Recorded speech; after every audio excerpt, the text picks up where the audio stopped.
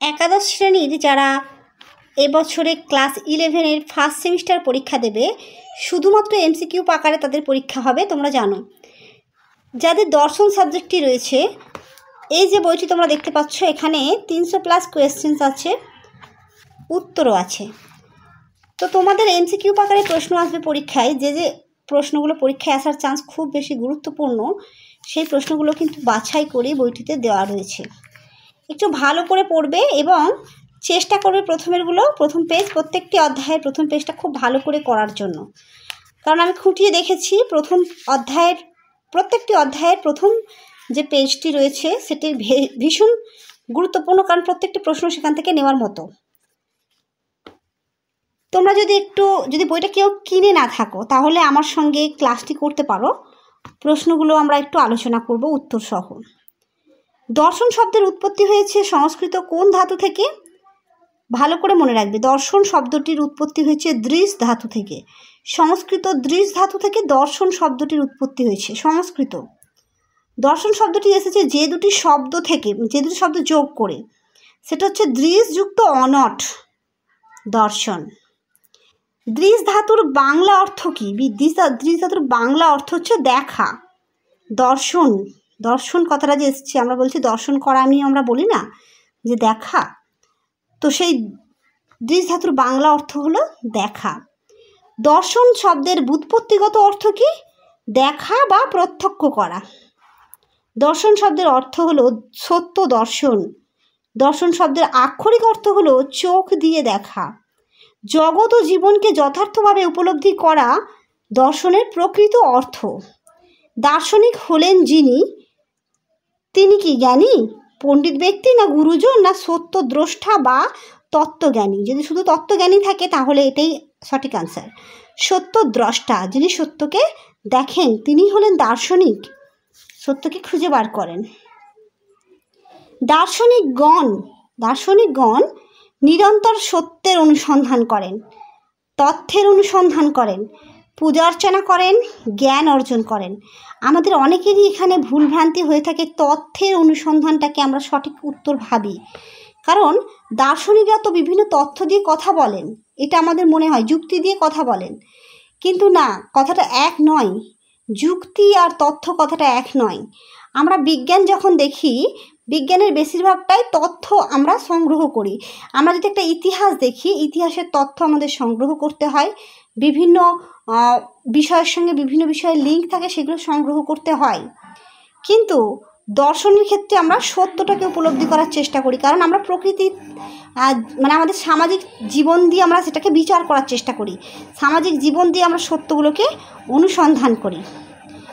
ভারতীয় দার্শনিক সত্যকে নিজের জীবনে প্রতিষ্ঠা করেন ইন্দ্রিয় সংযমের মাধ্যমে, চিত্তশুদ্ধির মাধ্যমে, নৈতিক কঠোর অনুশাসনের মাধ্যমে, না উপরোক্ত সবকটির মাধ্যমেই? সঠিক উত্তরটি হবে উপরোক্ত সবকটির মাধ্যমে। এখানে দেওয়াই রয়েছে, তোমরা বুঝতে পারছো, তাই অপশনগুলো একটু ভালো করে মুখস্থ করে নেবে।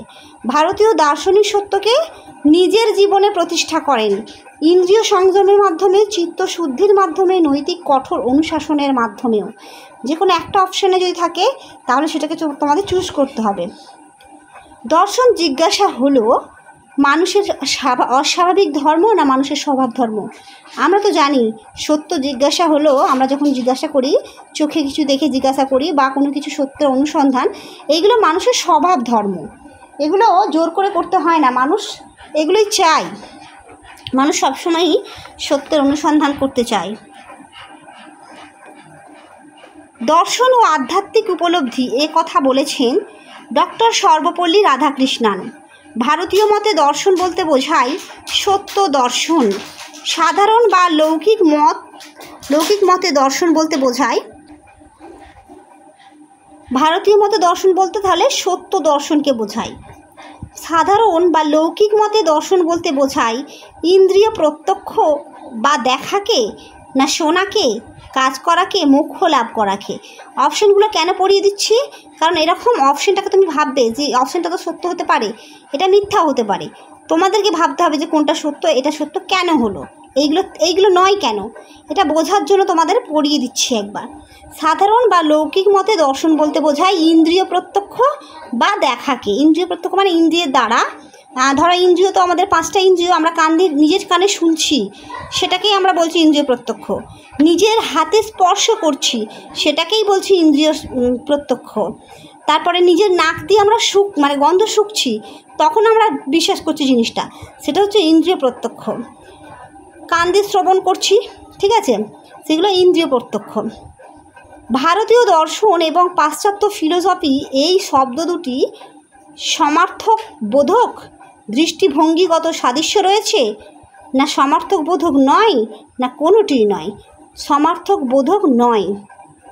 ভালো করে দেখবে পয়েন্টগুলো, বুঝবে সমার্থক বোধক না সমার্থক বোধক নয়। ভঙ্গিগত সাদৃশ্য রয়েছে, চোখে দেখার মধ্যে কোনো মিল রয়েছে ভারতীয় দর্শন বা পাশ্চাত্য ফিলোসফির এই দুটো শব্দের মধ্যে? না, এগুলো সমার্থক বোধক নয়। ফিলোসফি শব্দের ব্যুৎপত্তিগত অর্থ কি? জ্ঞানের প্রতি অনুরাগ। ভালো করে মনে রাখবে, শুধু অনুরাগ নয়, কিন্তু শুধু জ্ঞানও নয়, জ্ঞানের প্রতি অনুরাগ। দর্শনের প্রকৃত অর্থ কি? দেখা, পরম সত্যকে দেখা বা উপলব্ধি করা। শোনা না কাজ করা। দর্শনের প্রকৃত অর্থ পরম সত্যকে দেখা বা উপলব্ধি করা।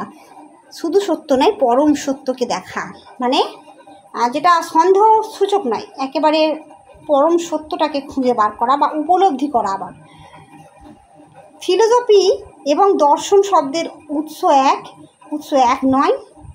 দেখো, ফিলোসফি বা দর্শন শব্দের উৎসটা কিন্তু এক নয়। ভারতীয় দর্শনের উদ্দেশ্য হলো সত্য বা সত্য উপলব্ধি। সত্য বা সত্য উপলব্ধি ভারতীয় দর্শনের উদ্দেশ্য, এটা সত্য উপলব্ধি করা, এটা উদ্দেশ্য।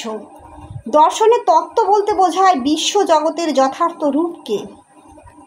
ভারতীয় দর্শনের তত্ত্ব উপলব্ধি হলো আধ্যাত্মিক উপলব্ধি।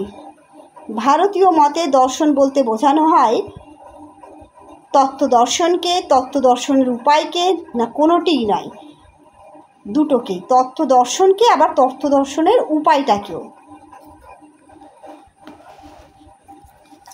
দেখো, আমি আজকে একটা পেজ পড়ালাম, কিন্তু এইদিকে তোমাদের আরও প্রশ্ন আছে ইম্পর্টেন্ট। তো প্রথম অধ্যায়টা কি আমি তোমাদের শেষ করব ধরো আর একটা ভিডিওতে, ঠিক আছে? তারপরে নেক্সট আরেকটি ভিডিও, যে ভিডিওগুলো দেবো প্রত্যেকটি অধ্যায়ে আমার 2টো করে ভিডিও লাগবে। তো তোমরা যদি ভালো নাম্বার পরীক্ষায় পেতে চাও তাহলে আমার চ্যানেলটিকে সাবস্ক্রাইব করে রাখতে পারো।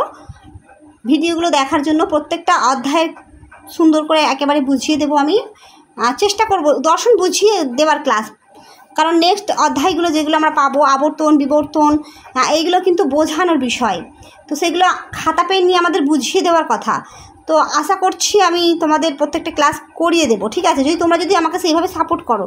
আমি যদি দেখি যে গোটা 30-40টা আমার স্টুডেন্ট রয়েছে মাত্র, তো আমি দেখবো, চেষ্টা করবো তবুও, যদি তাদের সবার মধ্যে যদি উৎসাহটা থাকে, তোমরা আমাকে কমেন্ট বক্সে কমেন্ট করে জানাবে অতি অবশ্যই যে ম্যাম ক্লাসগুলো আমরা চাই।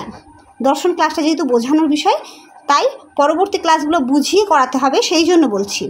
আর বাকি তোমরা 11-এর বাকি সাবজেক্টগুলো, বাংলা, তারপরে রাষ্ট্রবিজ্ঞান, ইতিহাস, শিক্ষাবিজ্ঞান, ইংরেজি, এই সব যে সিলেবাস মানে অধ্যায়গুলো রয়েছে, এই যে সাবজেক্টগুলো রয়েছে, এই সাবজেক্টগুলোর ক্লাস আমার এই চ্যানেলে পাবে, ক্লাস 11-এ, ঠিক আছে?